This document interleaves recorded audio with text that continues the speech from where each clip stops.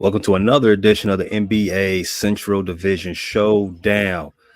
Today, February 24th, is National Steak Burger Day and National Tortilla Day. Tortilla Chip Day, I'm sorry. Anybody celebrate? No. I know nothing about it. Shout out to my Mexican homies though. Oh yeah, today is Mexican Flag Day as well. So no disrespect to our homies to the south of the border. If you don't listen to what the guy in charge says, we still love you. That guy laughing right there is one half of Bleachers to Speakers June, host of the podcast. The post game podcast. How you doing this week? I am doing great. How are you? I can't call it, man. Tate, one of the last Mohicans for the That's Rather Cavalier podcast, man. Tell me something good. The last man standing, man. Just want to say real quick before we get started, man. I wish the homie Foss was here, but June, I try and show support amongst my podcast brothers, man. I was checking out post game the other day, and you said you wanted to. I hate to say it, but the Cavaliers are really good. Like, why you hate to say it, bro? I don't like Cleveland, man. That's okay. I just don't like Cleveland, man. It's not Cavaliers. It's just the city. I don't like it. Okay, I get it. I mean, real. They like Cleveland and Detroit like cousins, though, man. Well, it's like just 2 hours across the turnpike, and you right there. You almost like home. I'm totally joking about Cleveland. I'm just saying they're just in the division. You know what I mean? Right. I get it. And you got to give it up. They're just really good. Right. Okay. Well, thanks, man, for acknowledging that, even much as you hated to. But yeah, Pay, I'm good, man. Ready to talk some hoops with y'all, man. So whenever you're ready, let's get it in. And as always, the star of the Frustrated Chicago Sports Fan channel, Q. What's the word? What you been up to, man? Man, chillin', just enjoying the new year. Enjoying the new year. We are what? Enjoying the new year. I've been talking with Ben Johnson, installing some offensive scheme. I don't know if they told y'all, but I was announced as part of the offensive staff of the Chicago Bears. So I've been really busy though. We got some really good things coming for y'all though. I love to hear. I love to hear it. Maybe Ben Johnson's got some of that offensive magic trickling down to the Bulls. As you can see, if you're paying attention to what they got going on right now, they are putting up some buckets. But we'll talk about a lot about that further down the show. I had some leftover NBA All-Star discussion I want to get. And I promise you, this is the last time we're gonna talk about the NBA All-Star game. But I was going through flipping the channels, this guy, PK Subban, he did the rounds after NBA All-Star Weekend. He was on ESPN. He was on a bunch of other podcasts. And if you don't know who PK Subban is, he's a former NHL defenseman. He had a lot to say about what makes the NBA All-Star game worse than what the NHL is offering right now. I'm going to let you all hear what he got to say, and we'll talk about all of that. Well, listen. Hockey's a different sport from the NBA. You can't compare the cultures because of the way the game is played. You can step on an NBA floor and go through the emotions. You can't do that in hockey. You have to play it with passion. You have to be willing to fight. You have to be willing to leave it on the ice. So for us, when we charge $1,500 for a ticket to come to fans know what they're getting. It's based on the pride, honor, playing for the guy next to you. I haven't sat down and watched the NBA consistently since Kobe. The hockey culture itself, it's always protected the team aspect of the game. And ultimately what that is the players, coaches, everybody that is in the game, no one thinks they're bigger than the game. I think we were put on a platform. This Four Nations tournament has been such a huge success because the players, first the league put the structure around it, and then the players showed up in a big way and have showed up in a big way, and they've earned it. And anything that we're getting right now is all earned, and it's earned on the backs of the players. he really put on for his players, his former guys that he played with in the NHL. But I'm gonna go around the room. Tate, in fact, Q. What's Did up? anything stand out to you from what PK had to say in relation to how the NBA All Star Game where is lacking? He sounded like a soundboard for conservatives across the nation.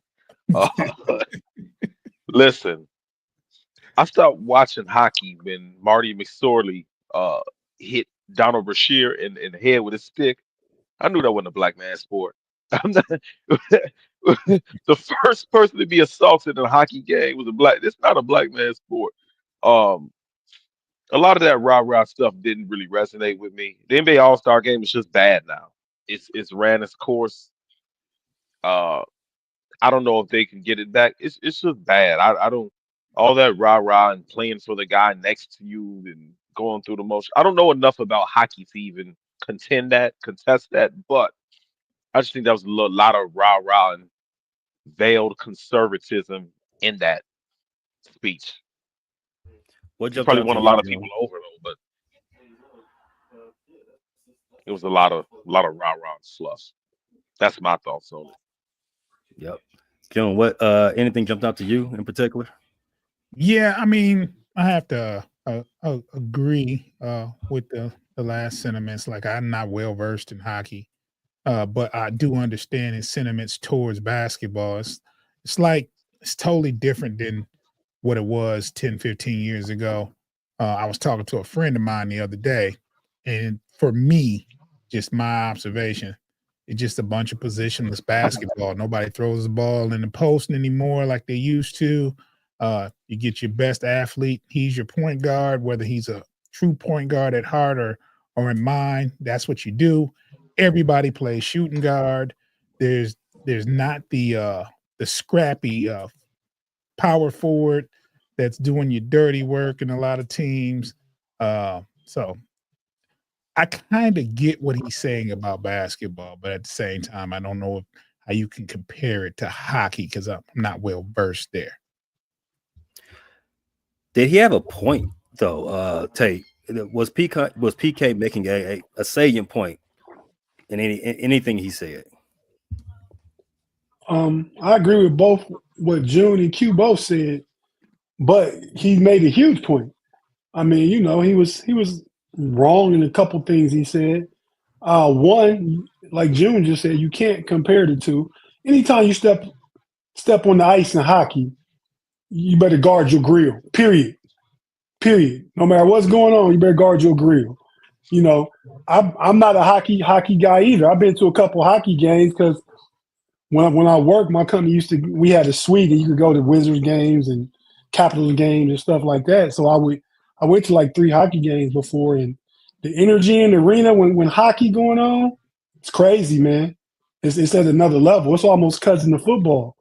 Which NBA I think gets like that late in the game, a close game, a game that matters. Other than that, they just All-Star game really included more than the regular season. They just coast through it.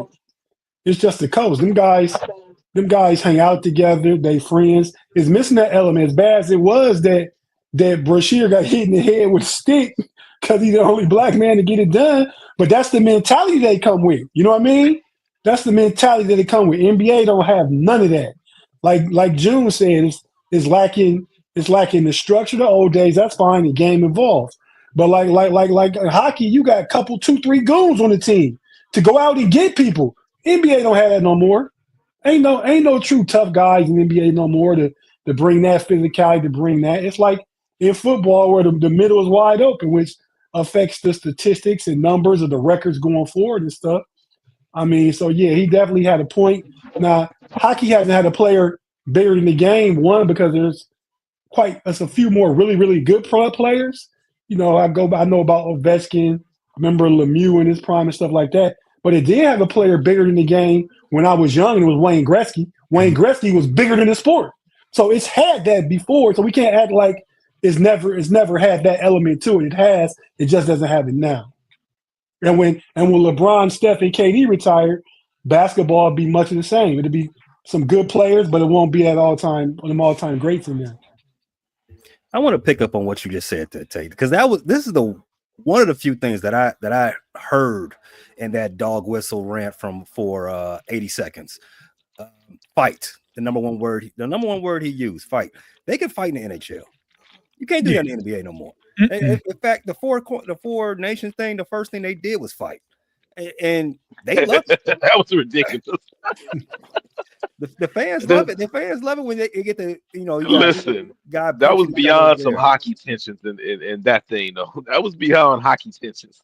Yeah, you heard. Yeah, they got a group chat. They say, "Yeah, we gonna kick it off the second they drop the puck." If they did that in the NBA, but that's mentality. Yeah, and NBA, the NBA, everybody buddy, so it'll never be that. No, because why? I think hockey guys are colleagues.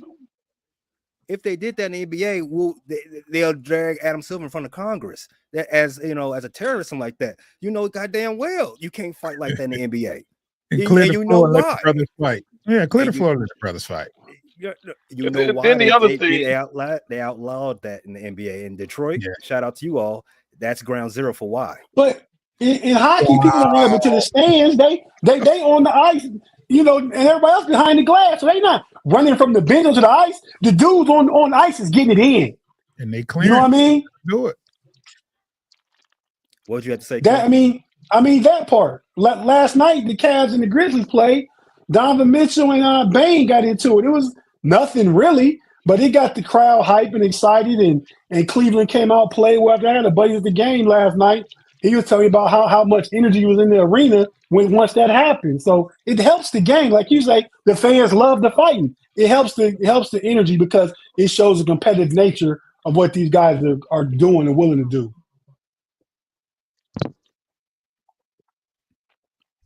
So what you're saying is the NBA needs to have some more fights. I ain't saying they got to fight, Pay. They just can't be chummy. Oh, I want to be on your team. Oh, be on my team. Oh, this, that, other. The whole element of have you guys watched that? We Beat the Dream Team yet? No. It's pretty good. I think it's on HBO. It's on Showtime. You can, talks about the '92 select team playing the original Dream Team, and they won. It's on HBO Max. One of the scrimmages. Yeah, HBO Max. Okay. Well, yeah. Say it again, Joe. It was one of the first scrimmages, if not the first scrimmage. It was the first. The next day, the Dream Team beat the smack out of them. For real. But what I'm saying is, as it relates to that, it was competitive. Like Chris Webber said, man, back like people not used to it. They used to it now. Back in the day, you didn't see superheroes play together. You never just saw Magic and Bird on the same team. So that was like a one-of-a-kind kind of thing where all these people that have never played together, getting together, some of the best in the world, and just playing ball. In the NBA, it's totally different now, man. I want to get traded here. I want to, when you're a free agent, come here, and all that. What do you call it? It's fraternizing. Too much fraternizing going on in the NBA. The other thing I heard from this from PK's rant, it's the guys that lionize Kobe's career. They all sound the same. I haven't watched the NBA. That is very true. They all Kobe's sound the become same. A myth now. Yeah, he's bigger in depth than he was in life, for real. Yeah, and no disrespect to Kobe. Go ahead, Faye. I think we was going to say the same thing. It makes me wonder if they ever even watched Kobe because a lot of them just be lying on his name. I haven't watched the game since Kobe, and because Kobe would always do this on the third. Like, no, he didn't. Whatever you saying Kobe did, he didn't do it. They watched the little highlight with Matt Barnes with the ball like that and Kobe not flinching, which they said is kind of on an angle, and they think Kobe just lived his life just hating every NBA player and team and just always didn't smile or anything. So a lot of that is, idolization, and unfortunately Kobe lost his life in a helicopter. So that kind of amped up the hyper competitive, tag they've given him. But yeah, a lot of the guys that watch Kobe they sound like PK. They always leave out the part where Chris Child two-pieced him, and Shaq smacked him in practice. And I think Reggie Miller might have got the best of him at one time when he was really young. I mean, so Yeah, they leave out all that. Yeah. But Kobe, if nothing else, was extremely competitive. He wasn't no fighter. He wasn't no tough guy. He was extremely competitive, though. Period. You gotta respect him for that. Just like MJ was. But it's not like he never smiled on the court and was just this. Right. Yeah, that's definitely true. They painted out to be something that's not like all NBA players are just extremely friendly now and they don't want to win. There's competitive guys in the league today, So there was competitive guys back then. So I think a lot of this overrating and a lot of the generation that enjoyed Kobe hating on this new generation though. Well, Kobe is one of the last of the original Mohicans. I mean, him and KG, since them dudes been gone, ain't nobody come with them dudes' mentality and force of will and all that stuff no more. Right. Yeah. That is gone, Pay. Yeah, that type of what do you want to say? Gloss or glaze for that type of stuff. Yeah, that probably is gone. But I agree with my co-host Q. The competitive fire ain't left the NBA. A lot of these guys do the same thing. They just don't have a Nike backing or the Nike marketing for you to know about it. All right, let's it's probably more endorsement deals now than it ever been before. So why don't they have the backing?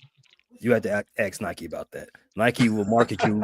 Nike decided to market Kobe a particular way after he came back. Because Chris Paul is just as nasty and dirty and foul and competitive as anybody. But that's not the narrative about Chris Paul. Chris Paul isn't a Kobe like figure though. Mm-hmm. Yeah. He might have that same mentality, but the game don't translate the same. Because he's not as marketable. He's not marketed the same way. He's not the Black Mamba. He's CP3. He got his State Farm deals and stuff like that. He been his stuff over his career, but he ain't close to Kobe though. All right, they're marketed completely different, and it doesn't mean that their competitive fire is any less. What advertisement you seen Kobe in besides Nike? He was an Adidas athlete before shoe deals, just other stuff. Sprite. Was he in Sprite? Okay, I don't know, but okay. All right, we get transition to current happenings in the NBA. So All-Star Weekend was 2 weekends ago. We got I don't even want to call it the second half of the season, the latter third of the season, right? So let's call it like that. We've kicked things off. We've got things going. We've got the guys getting ready for playoff position, and they're trying to figure out where they're going to believe who's their first round matchups going to be. And as of right now, I think the Central Division will be well represented in the top 6. No play-ins, and maybe if you had to play in, might have the entire Central Division in the postseason. As you see, let us take it, please. Let us take it, please. You've got the Cleveland Cavaliers still dominating the from a Central Division standpoint, dominating the record, not the record, but the standings at the number 1 spot. You got the Pacers in Milwaukee still jockeying for position at number 2 and 3. Detroit, they're holding on strong as the number 5 team in the division. The Bulls, as we'll talk about, they're still there. They're still there with their eyes on a postseason berth. Everybody except the Bulls hasn't lost a game, I think, since the play resumed, right? Yeah, obviously. They only played like 2 games, 3 at the most. All right. So as you see right here, Cavaliers on a 7-game win streak, Pacers on a 3-game win streak, Bucks on a 4-gamer, and the Pistons on a 6-game win streak. It's looking really good. So let's I'm gonna talk about the week that was with you fellas. June, I believe it was last week. You all were talking about how the Hawks, the Atlanta Hawks, the Trae Young Hawks, give the Pistons a lots of problems. and you don't want to see them in the postseason. You all saw them last night. It's another good game. Tell us about it. Excuse me, pardon me. A high scoring affair. You know, Trae Young was Trae Young. He had 38. Cade was in a zone from outside. He usually one of those players that he's a mid-range type of guy, gets to the bucket a little bit more than he used to, but last night the three was going for him. Got some help from Dennis Schroeder for the first time. He scored double digits. He wound up with 16. The offense was clicking. It was a very high scoring game. It was the most points scored by the Pistons since 1984. So it was one of those games where they just it seemed like the last person with the possession was going to win till till the end, to the final seconds, where Pistons got a couple breaks and wound up winning. I don't know what the exact score was, but it was a really close game all the way into the end. My question is, do you think, well, not do you think, but who would if the playoffs started today, would the Pistons be playing who? Probably the Knicks. The Knicks. Oh, yeah. Sidebar, talk about the Knicks real quick. You know, the Knicks are 0-7 against the top three teams in the league, the Cavaliers, Boston Celtics, and the Oklahoma City Thunder. Doesn't spell good for the playoffs. No, it doesn't. But I want to talk about them as a first-round potential matchup for the Pistons. You all see blood in the water? You all think I can pull off that upset there, June? We've beaten them the last two times in Madison Square Garden this year. So I'd welcome that matchup. Ooh, I like that. I like that confidence. Yeah, he welcomes it. Just paraphrasing the post game podcast. The Celtics and Cavs might be a tier above us, but we can compete with everybody else, including the Knicks. You had to throw that in there. Paraphrasing what June and Falk said. You had to throw that in there, right? Yeah, I mean, those are the two teams, Boston and Cleveland. Those are two teams that we haven't come close to showing that we can compete with. So, but we've had our good fortunes with the Knicks, and to be in that 6th seed and play the Knicks first round. Let's get it. And the way it's looking now, the way y'all playing, the way they playing, it could be a 3-6 matchup the other way. Hey, that wouldn't shock me at all. I mean, right. I've told you all, individually and on these shows over the last few years, Cat, he's a great shooter. He's got a pedigree. He's one of the better prospects coming into the NBA in the last 25 years. But the boy gives up buckets, just as many buckets as he gives. I mean, he's one of the worst defenders in the league still. Again, even on Thibodeau's team. And still tired. Still. He's tired. I don't even. That's not an excuse for him. That's not an excuse for him. They maybe they thought Mitchell Robinson will probably come back and be able to be his Rudy Gobert in New York, maybe. But Mitchell, when was the last time he played? I don't even know. They should have traded him years ago when they had the opportunity. Yeah, they should have. Yeah, they should have. Man, and Jalen Brunson, he's a dog, but he's just as much of a liability defensively as well. Mikal Bridges and the rest of them, they can't hold as much water. I think the Knicks are very, very vulnerable in the first round. I never believed in them as a real Eastern Conference contender. I never believed the Knicks had a shot to get out the East. Never. Mm-hmm. Yeah, I got some corner time coming from G on that one. Hey, I want to have some corner time coming from you too, because Golden State looking good. They've played 5 games since the trade. Okay, they won 4-1. I'm just saying.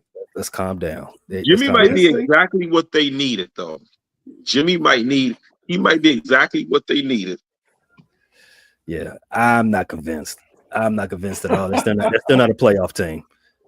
Did you speaking of what you convinced of? Did you see last night the homie Tatum go for 25, 10, and 8? Mm-hmm. And June, to what you were saying, was more impactful than Jaylen Brown last night against the Knicks yesterday. I mean, against the third place team. 18 point. It was an 18-point deficit, though, right? That game was a pretty much blowout. And Jaylen Brown had what 24, 7 and 2? 24, 8 and 2. He had 8. 24, 8 and 2. And off the top of my head, Jason Tatum was 8 for 21. 8 for 20. 8 for 20. I'm looking for the Mamba mentality. Ain't that the Mamba mentality? Yeah, that is a Mamba boy. You miss more than you shoot. You miss more than you make. That's the Mamba mentality. Hey, June, into your boy K, who balled out last night. I saw NBA TV today. They said that he had a stat line nobody in the NBA has ever had, with his 37, 12, 8 assists, and 3 blocks on 7 and 10 3-point shooting. So that was never been done. That was 38 and 12. 30. My bad. It's okay. You know, I got you. Hey, as of right now, today, not overall. K might be battling for best player in the division right now, because Giannis been hurt. Giannis came back in and put up the same number. I think we all said Giannis a few months back towards the beginning of the season, but that's shifting a little bit. I think Giannis was the one we were talking about as far as the leader. Right. I have to rethink that. I'm saying right now, just if right now, as in this very moment, as of not moving forward, just today. Today, I don't know. Today, since they've been on a 7-game win streak. So 2 weeks. And Milwaukee is on a 6-game win. My bad. The Cavs on 7-game win streak. My bad. I get confused with these win streaks. The Sixers just give up on the season? Excellent segue, Q. Let's talk about what's going on with the Bulls and everything that has to do with everything else. So, as you see, the Bulls are smacking downright DDT in the Philadelphia 76ers right now. What's the score? 109-73. God, that's a 30. That's a 36-point lead. Jesus, that is. That's the six. Come on, Philly. Listen, man. The for those that don't know, the annoyance in my co-host's voice about what's going on with this Bulls Philly game is, the Bulls are trying to tank. They're trying to get out of the postseason contention. They're not trying hard enough. Well, it looks like Philly's trying a lot harder. As of right now, Philly started the season slow. We all thought they were like, they'll figure it out. Eventually, Joel Embiid will get healthy. Eventually, they'll put it together. And eventually, they'll retake the Bulls spot. And the Bulls will go on their merry way and get them a high draft pick, at number 7 again, probably, and go and do their whole rebuilding thing. That has never happened. That has not come to fruition at all so far this season. Q, how annoyed does this make you right now? Very annoyed, because we need Cooper Flag. We need him. There's precedence for white Coopers winning titles. I don't even care about Cooper Flag that much. Cooper Cup, Cooper DeJean, Cooper Flag. I'm not a conspiracy theorist, but white Coopers get titles. I don't even care about Cooper Flag. No, I just need we need the Cooper mojo here in Chicago. The Bulls need to lose. Give me a white Cooper. I never thought of that. Hey, white men are having a time of their life right now in America. But as you said, Coopers are winning right now. Coopers are getting it done at a high level. JoJo Embiid, the noise coming out of Philly right now is that his knee, the future of his knee is just not good. They don't know what's happening. He might be another one of those what if stories, right? A guy that was just hurt, that was at the top of the league at one point, the best player in the East, in my opinion, and now his remaining years in the league might just be injury riddled. That's a sad story for what they got going on in Philly, but their dismay is going to lead to a postseason appearance for the Bulls. It looked like as they are up 109-75. Right now in the standings, if the Bulls are going to go ahead and win this game. That'll move the Bulls to 23-35 on the season, just 12 games under 500, and will drop the 76ers to a season worst 17 games under at 20-37. So in Brooklyn still in that mix between the Sixers and the Bulls? And now Brooklyn has jumped up over the 76ers, who were trying to tank their life away, and now they're 21-35, half game better than the 76ers. Well, full game rather. It seems like I heard this on another one of the shows. Somebody predicting that the Nets could give the Bulls a run for that last spot and not be the Sixers. Sixers is big trash. Joel Embiid has never been the best player in the East. Never. Not even when he won MVP, he wasn't. He has an MVP. He has 2 scoring titles. Yeah, he does. I mean, he does. More recent than Greek. So there's the he never been out the second round.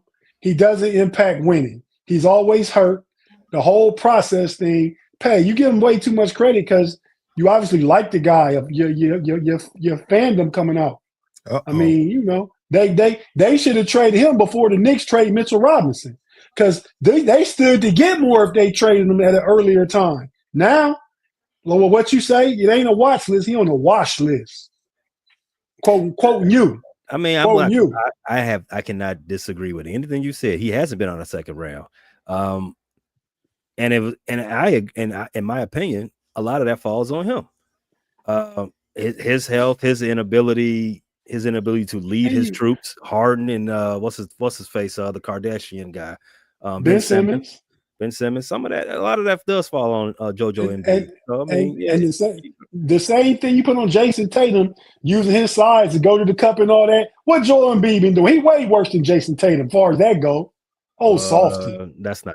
I don't think those definitely two true. That way. No, they do. You say he doesn't use an advantage. Joel Embiid definitely don't always use an advantage. That's why Shaq always talking to him from the TNT studio about what he need to do. He don't do. Dwight Howard will go down as a greater big man in NBA history than Joel Embiid. Howard got one MVP. Howard then took a team to the finals and won the finals. Better. Mm. Hey, Jim, is it arguable? Is it debatable? What season? The year they went to the finals, right? 2009. No, that's incorrect. LeBron won the MVP that year. Did he? No, he probably deserved it. Okay. I'm waiting. No, he did win the MVP. He did deserve it. Okay, all right. LeBron did. No, I'm saying LeBron. LeBron probably deserved it. Of course he did. LeBron deserved a lot more MVPs. Well, that's a different show. So let's move on. Let's go talk about those Cavaliers, man. So the number one team they're still the number one team in the East. They are handling their business and smacking up everybody that comes around. And you all played the Cavaliers. You said they got into a little bit of a shoving match with the was it the Toronto Raptors yesterday? It was Memphis Grizzlies, the number 2 team in the West. Yeah, we kind of handled them without DG. Well, go ahead. I'm sorry. No, but yeah. So tell us about the week that was with the Cavaliers. Since we last were here, they just won. I mean, I know they smashed the Knicks. Was up by over 40 at one point, but that's looking pretty easy to do. They beat Memphis last night, and they beat Toronto over the weekend. So when Toronto, I believe Thursday, I believe it was they played the Knicks, I believe, on Monday. Maybe it was Friday, Monday, and then yesterday. Yeah. Well, they won 3 games. The Raptors, the Knicks, and the Grizzlies. They play Orlando tomorrow. And then they play Boston on Friday. So that's the rest of this week.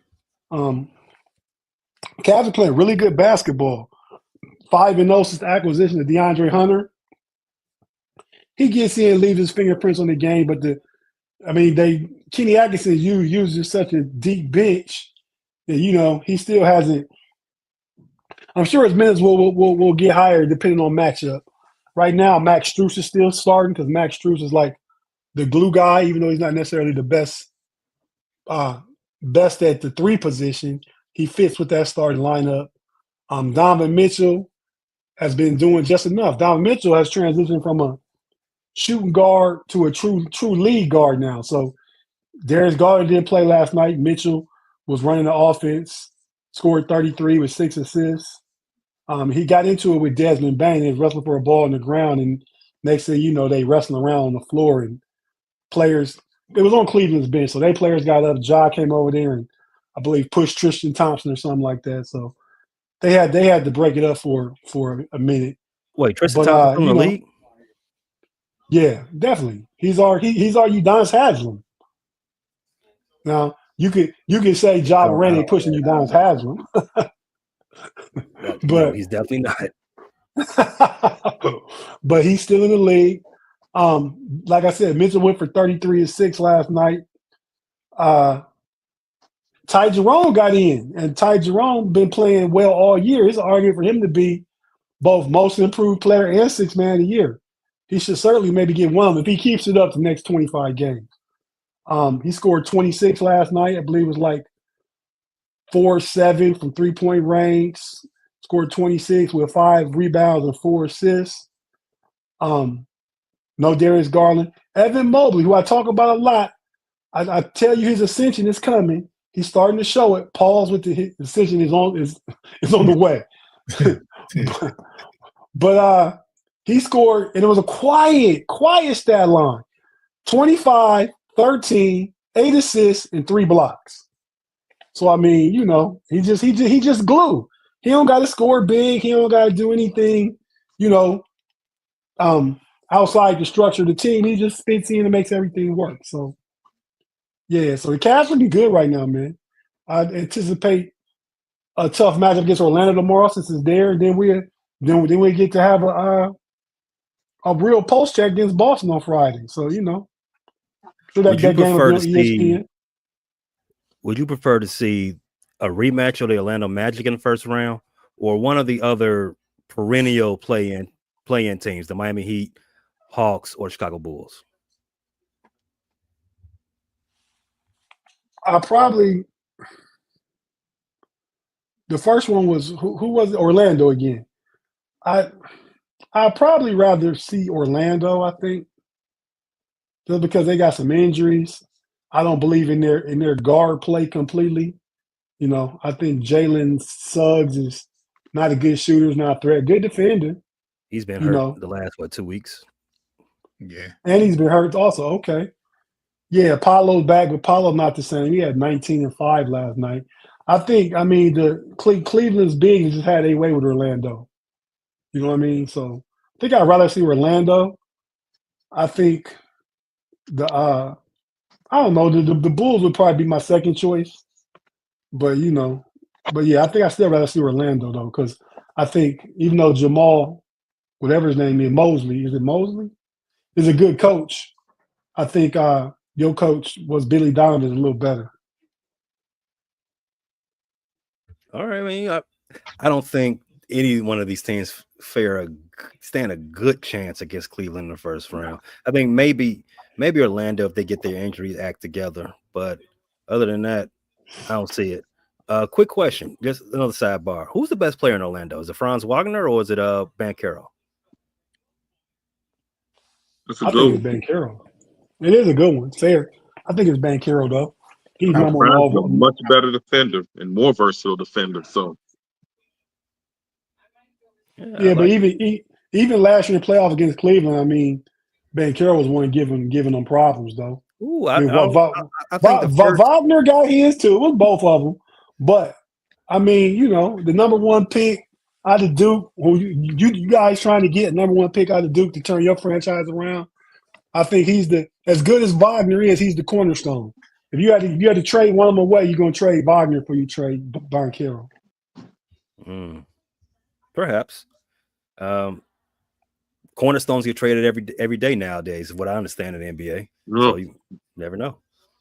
All right, and let's take a break. You probably should speak on that when you get back from break, because I got my take on the Lakers now. Uh-oh.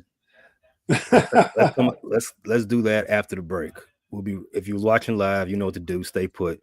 If you're listening on audio, check out our advertising partners. They got something they want to talk to you about, and maybe, just maybe, you will like what they hear.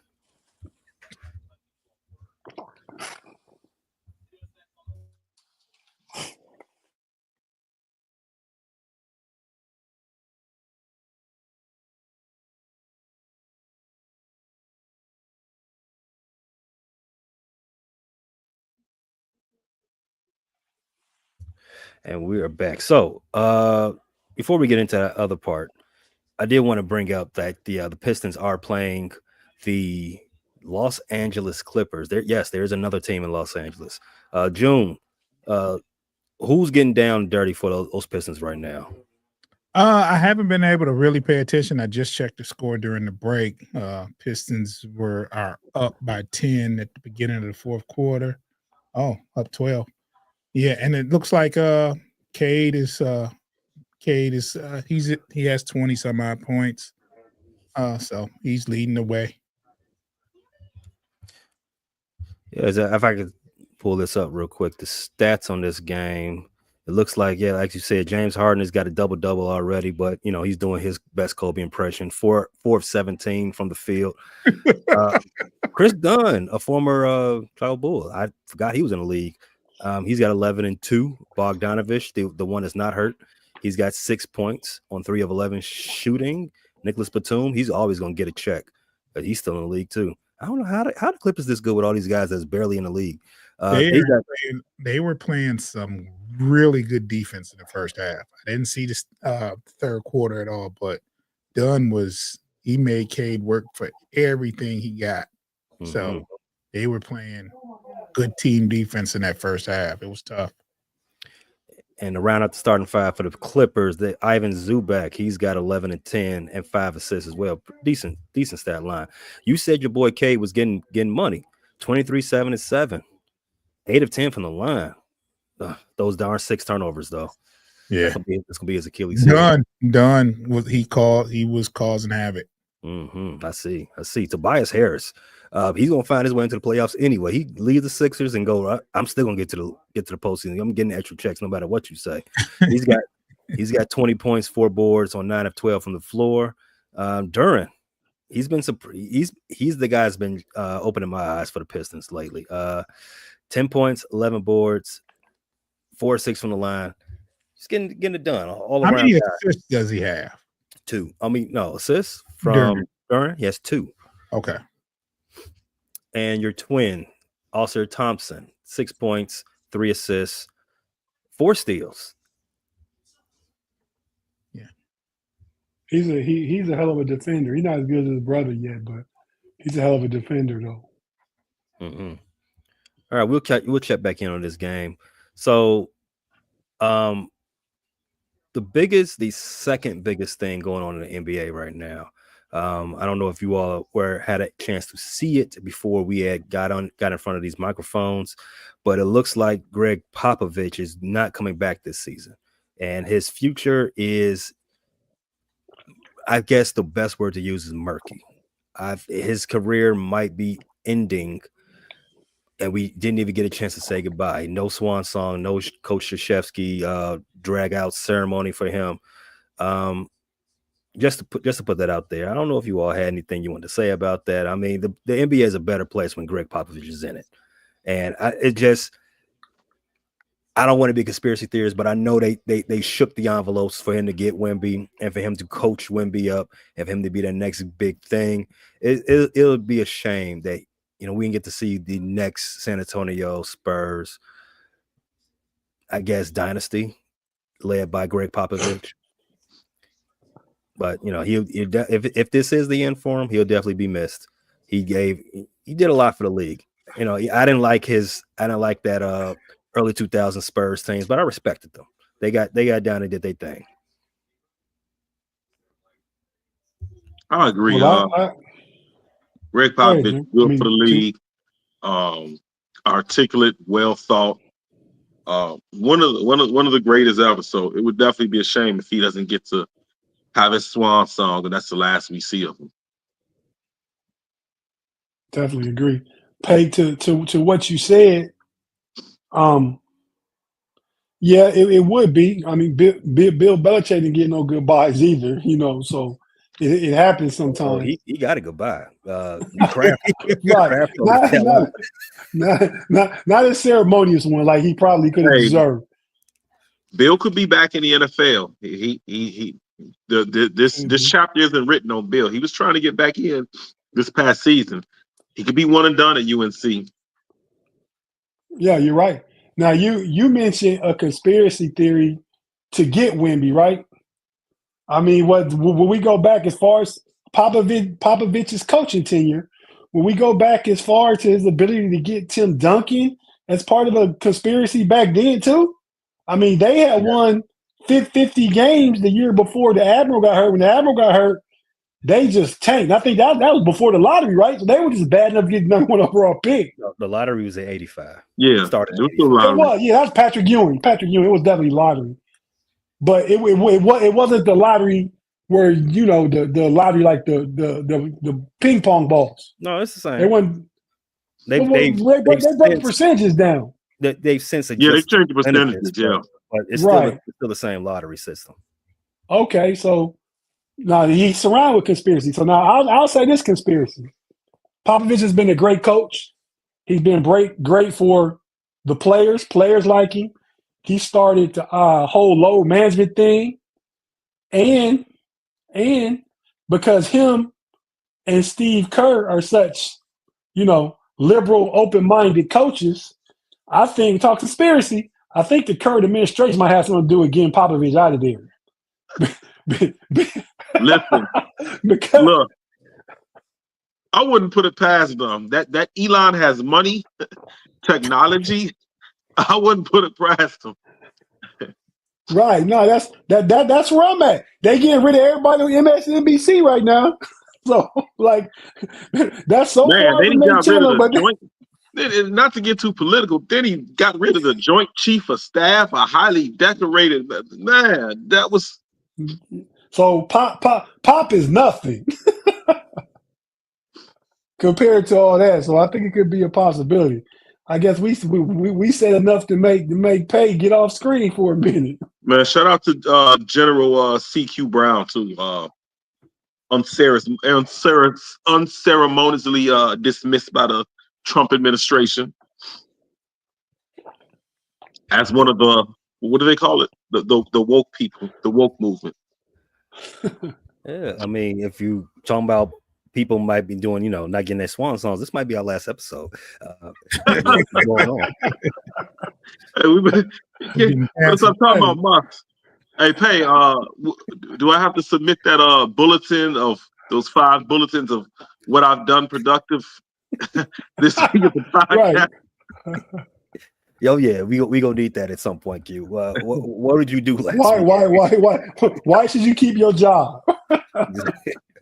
Failure to press send on that email is a thought of as a resignation. So you're gonna. Yeah, I wish Ryan Pose was doing that to Matt Eberflus year 1. We wouldn't have went through these tragedies we did in these 3 years of the Bears as Bears fans. You should have had to do that after that loss. Well, pick a loss after that loss to the Lions on Thanksgiving. Give us 5 bullet points on what you were thinking at any point in that game. We need to understand this. Anywho, so the Lakers, to come back around full circle, the Lakers did have that mega trade in which the Dallas Mavericks said, you know what, generational players, we don't need those guys. Send them to the LA. LA does better with generational players.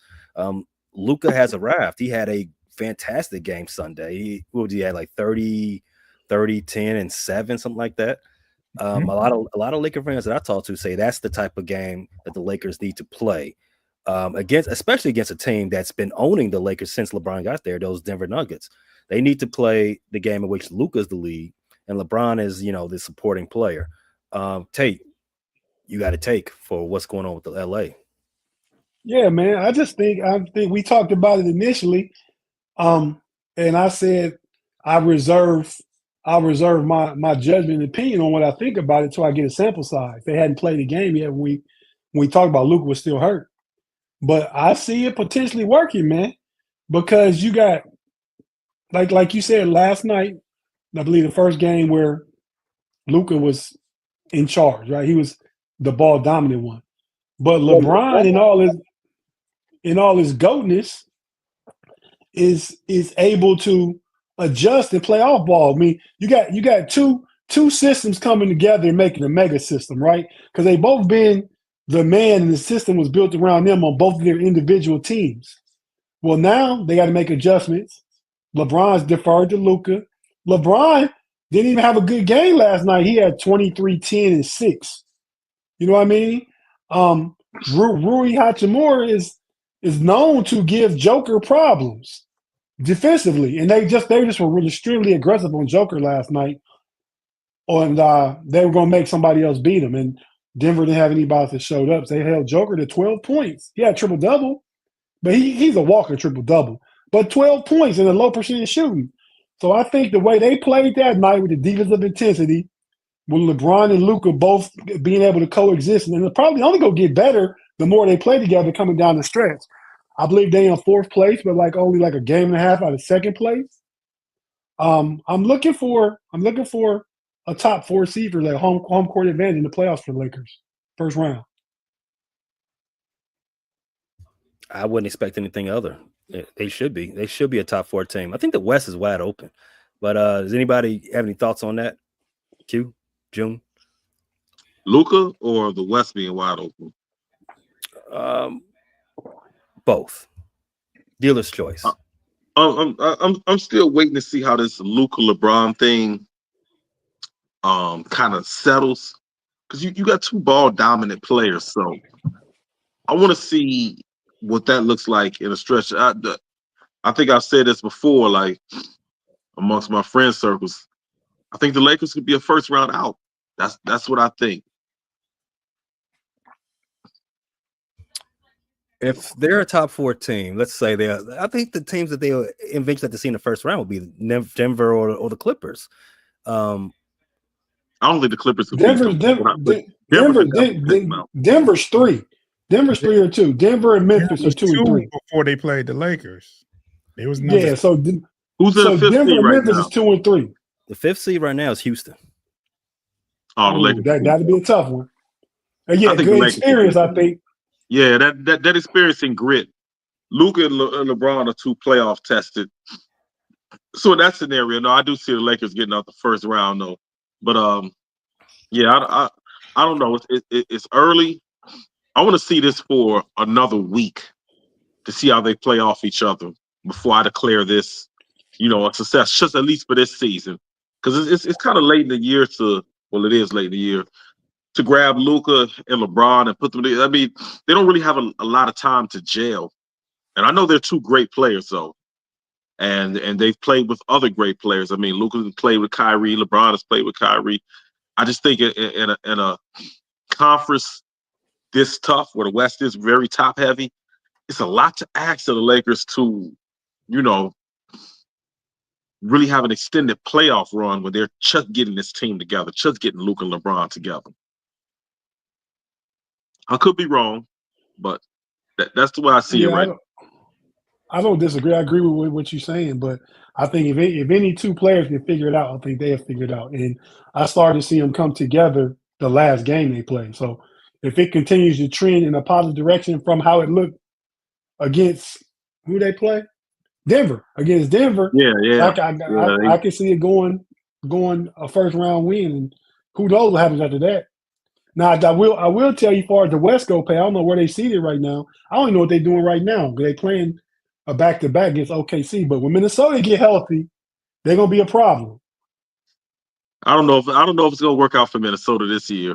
It's something missing, something off about that team this year. I don't know if they're gonna fix it down the stretch. Well, Minnesota's cooked. They're cooked. Don't even worry about them. I think they can be back strong next year, but I don't think I just don't think this year. This not their year. This year's not their year. If they're a playing team, they gonna come out the playing. I don't care if they 10 or 7. They're gonna come out of that.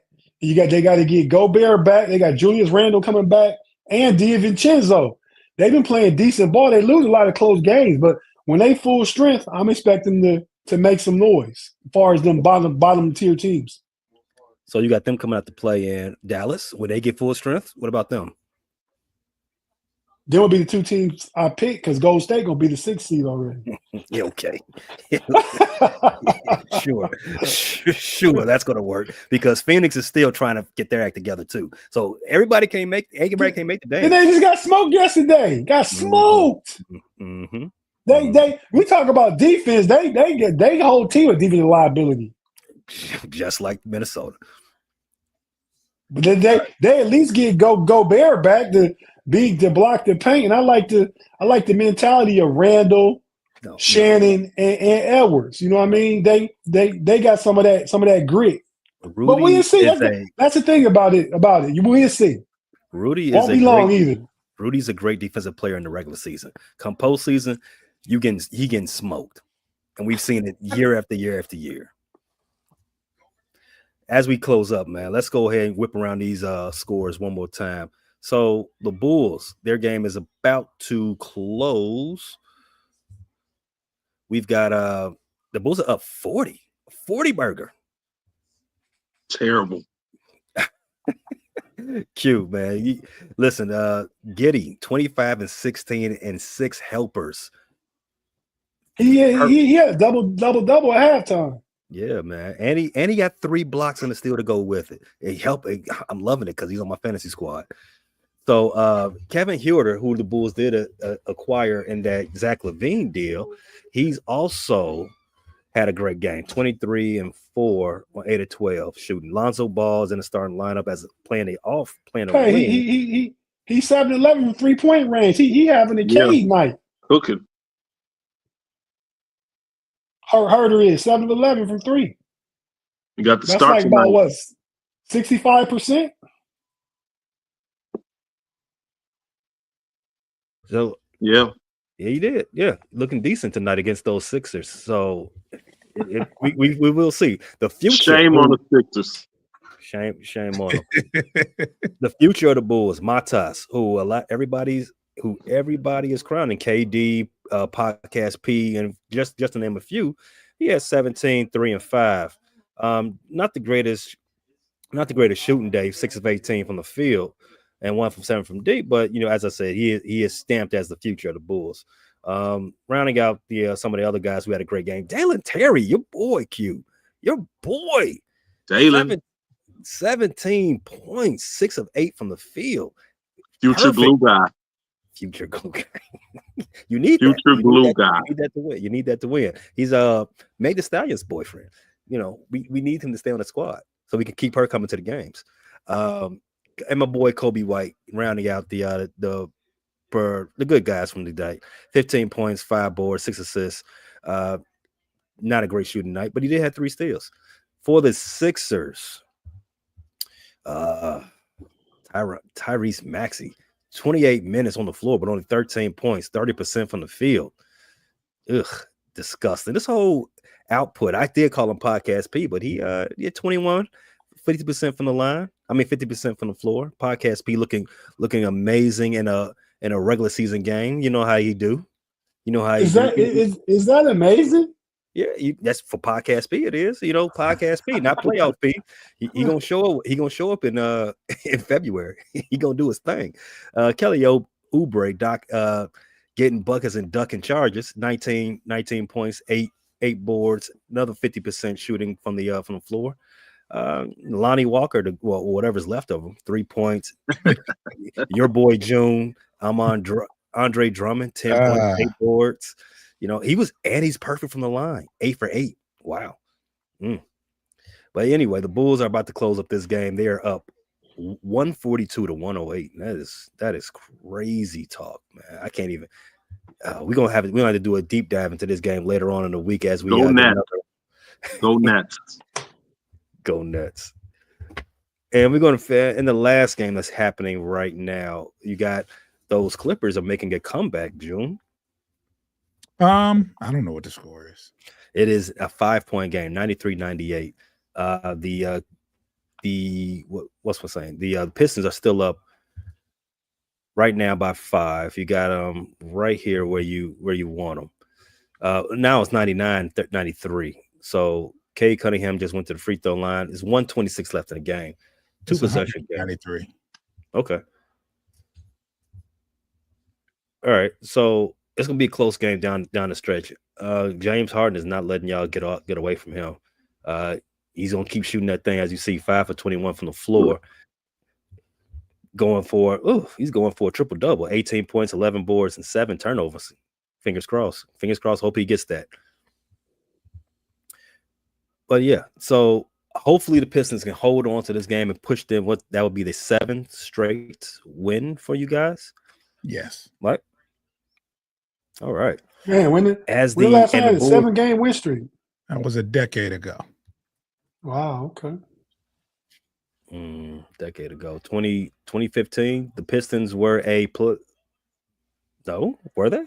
No, I don't think they were a playoff team in 2015.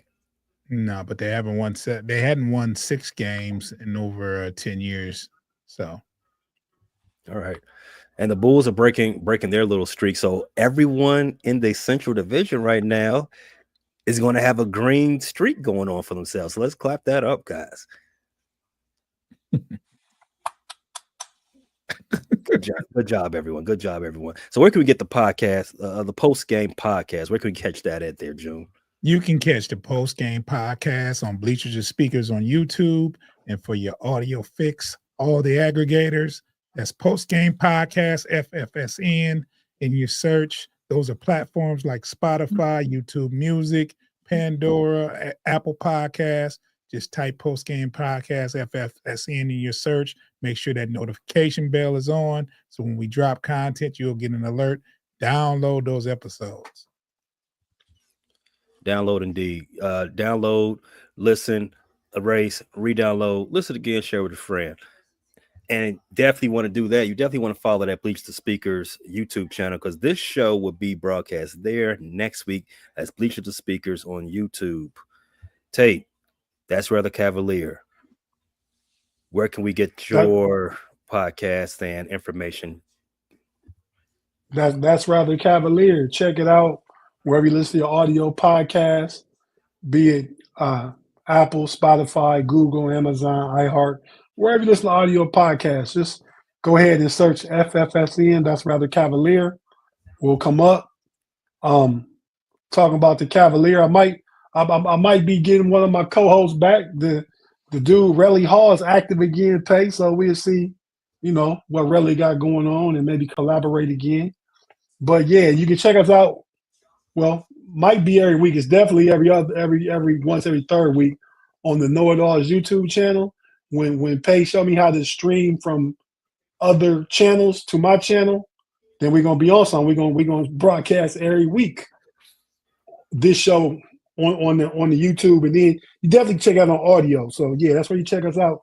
That's rather cavalier. 47-10 right now, 7-game win streak. Win streaks of 15, 12, currently 7. Tomorrow night, hopefully it goes to 8, and we can have 3 separate, because we got to beat Boston, 3 separate double-digit game win streaks. Q, what we got coming up for the Frustrated Chicago Sports Fan channel? We got football combine is coming up, so we're going to be reviewing that. One of the most exciting times of the year for me personally. I love the combine. I love the new influx of talent into the league, though. That's the highlight of the offseason for me. Going to be reviewing some free agency moves soon, so big things coming up for football in general and Bears specifically. And also on the Frustrated Chicago Sports Fan channel, you can always catch all of the Chicago sports teams. I was just at spring training watching the Cubs. I got some content coming up that's going to be uploaded for that. They dogged out the White Sox. They had them 5-0 at the bottom of the second. So there will be some Sox content. There will be some Cubs content, and Blackhawk season is still going on too. And Angel Reese doing her thing with Unrivaled. Definitely got to cover Angel Reese. Got to cover Angel. There will be an episode dropping for that on Thursday at the Frustrated Chicago Sports Fan channel. Get it wherever you get your podcast. That's iHeartRadio, Amazon Music, Apple Podcasts, Spotify, Pandora, YouTube Music, or wherever else. Guys, it's been a great show. Can't wait to do this again next week. Also, like I said, follow Bleachers to Speakers. That's where we'll be broadcasting live from next Monday, as we talk more about the Central Division. Until next time, fellas. Peace. Thanks for listening to this latest edition from the Frustrated Chicago Sports Fan channel. Whether you listen to this on Apple Podcasts or Spotify or watching on YouTube, make sure you like, subscribe, share with a friend, and hit the notification bell so you never miss a drop. And all my homies from Chicago, we say 3 things: bear down, go Cubs go, and sell the team, Jerry. Thanks for listening to this.